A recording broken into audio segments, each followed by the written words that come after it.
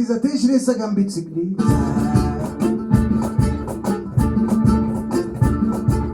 Sokszor felrepett már állam, eddig sohasem sajnáltam. Mi a fasz a hülye gyerek, jaj, törik a kezem.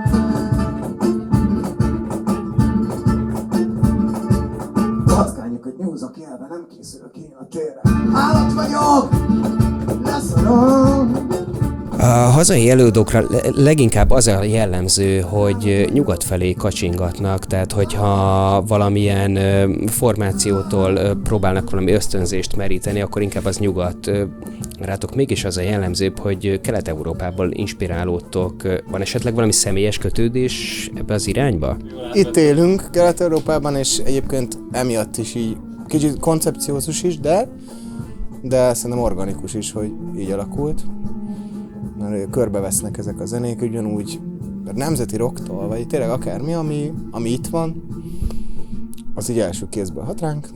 És ezért igen, ez teljesen magától értetődő számunkra. Gyerekkoromban elkezdtem gitározni, és közbe jött ez az egész népzene szeretet.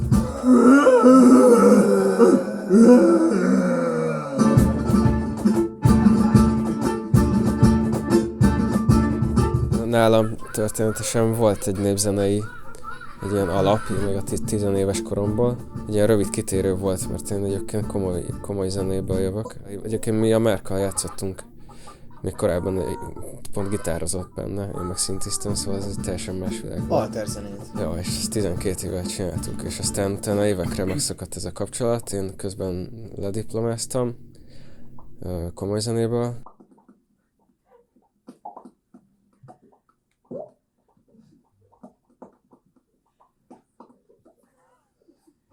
Állat vagyok! És aztán egyszer csak visszahívott a Merk, így csörgött a telefon, mert mentek haknizni.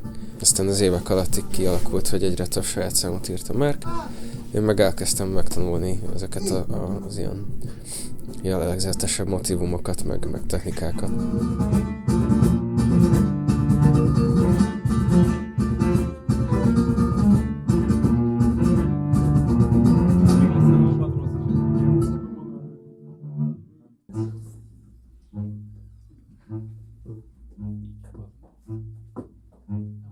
Márkkal ugye nagyon sokat bandáztunk, meg dumálgattunk, meg lófráltunk, és egyszer csak megkérdezte a Kálvin téren, hogy nem akarok-e csatlakozni a Miticeibe. És azt mondtam, hogy de. Mutatta nekem ezeket a népzenéket, ahogy ő furujázza, és aztán megkérdezte, hogy nem akarom-e így kísérni poénból. És így, hát de, miért ne? Én inkább a nyugati zenéket hallgattam. Közben ökörködtünk rengeteget, tényleg igazából csak szerintem az egyik mozgatórugója ennek a zenekarnak, azt mondhatom, hogy a hülyeség. Tehát, hogy végtelen cinizmus és végtelen hülyeség. És egyszer igazából jött egy felkérés, hogy Valkonyán, egy zsákfaluban van egy ilyen falu, Zala megye, van egy ilyen falunap, el kéne menni oda. És igazából ennek kapcsán gondoltuk, egy kicsit nyomjuk meg így a profizmus szintet, így jött képbe így a Baka. Igazából ez indította el az egész zenekar szinten. Eszkalálódott az egész, igen. Tényleg beégtünk, röhögtünk rajta, kiégtünk többször. Tényleg, azt hiszem, hogy ezt el tudom mondani magunkról, hogy elég őszinték vagyunk.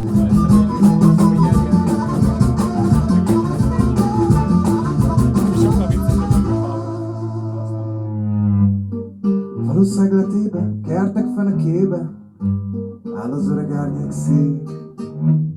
Oda járó Júlcsa, Mari néni lánya, szegény falu vége Részeg Pista bácsi unokája.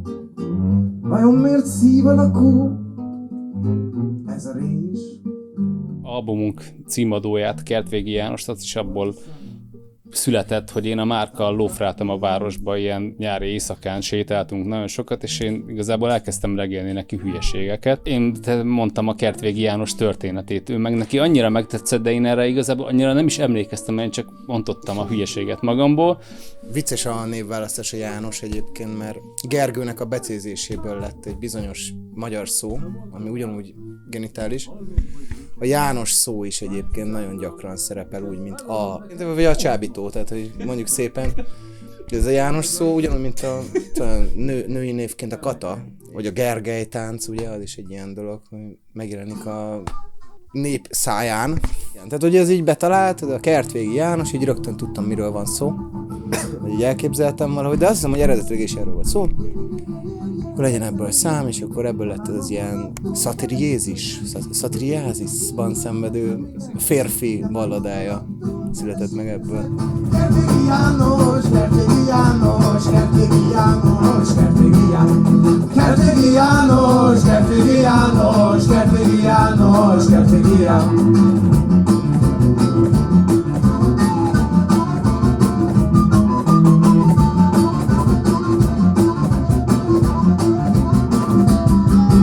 Egyébként egy fontos dolog a zenekarnál, hogy nem, lopunk, utánzunk, de nem játszunk feldolgozásokat. Tehát, hogy egy-egy dallam talán voltak ilyen számink, hogy felhasználni a népzenei dallamot, stb., de ugyanúgy nem. Tehát, hogy most elismertük, hogy most is van egy új számunk, egy pakisztáni popstártól loptuk a dallamot. Ugyanúgy ilyen cigánymulatósokat is játszunk, vagy nemzeti rockot, de hogy ezt mi írjuk meg.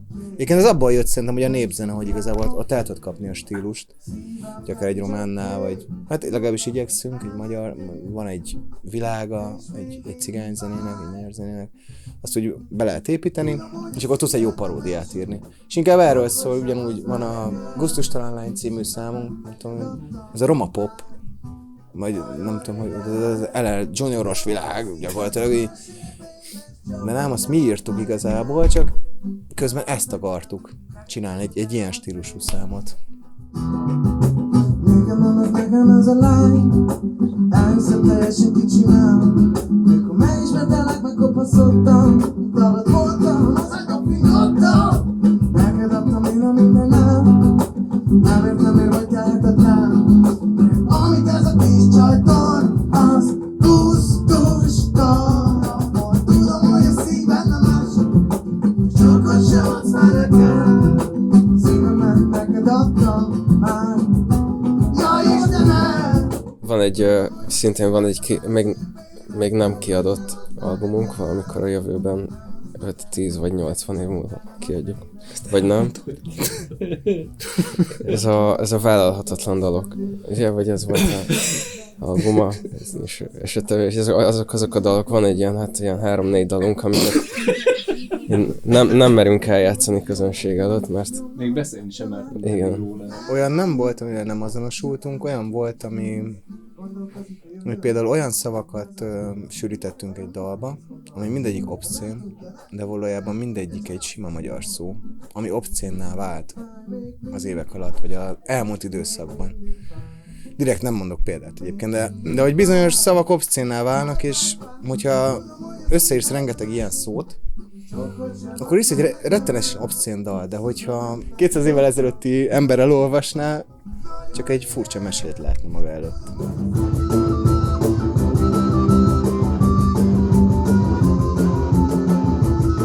Még egyszer talán ez a függöny fellibbentés, az egy kiállítás megnyitón adtuk elő. Igen, egy elég ilyen kultúrált környezetbe próbáltuk ki magunkat. Igen. Tulajdonképpen negatív visszajelzése nem volt ennek, tényleg csak pozitív hozadéka, lett egy dobosunk. Hát szerintem látják rajtunk egyébként, hogy nem vagyunk rossz indulatú emberek, és viccelünk, igen. Ahhoz, hogy ezeket befogadhatóvá tegyük, ezeket a dalokat, amik nem léteznek, nem igazából, nem is tudjuk miről beszélni.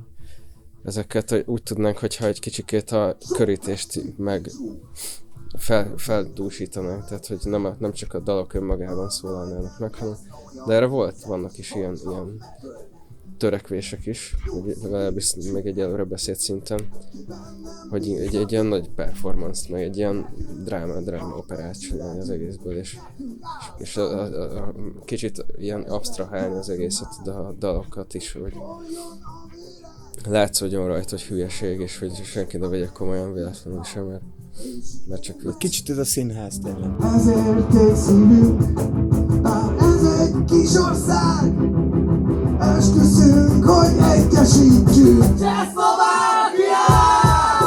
Na, na, na, na, na, na, na, na. Az viszont fontos része, hogy ugyanúgy a szövegimprók is szerintem ebbe az irányba mutatnak, hogy például inkább vagyunk képesek szövegimprókat bármikor hozni, mint zeneimprókat.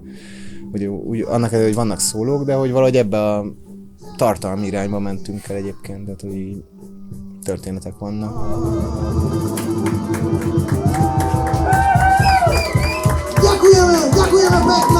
Köszönjük, hogy velünk tartottatok a mai epizódnál. Hogyha tetszett ez a rész, kövessetek be minket YouTube-on, Facebookon, Instán, Twitteren és TikTokon is.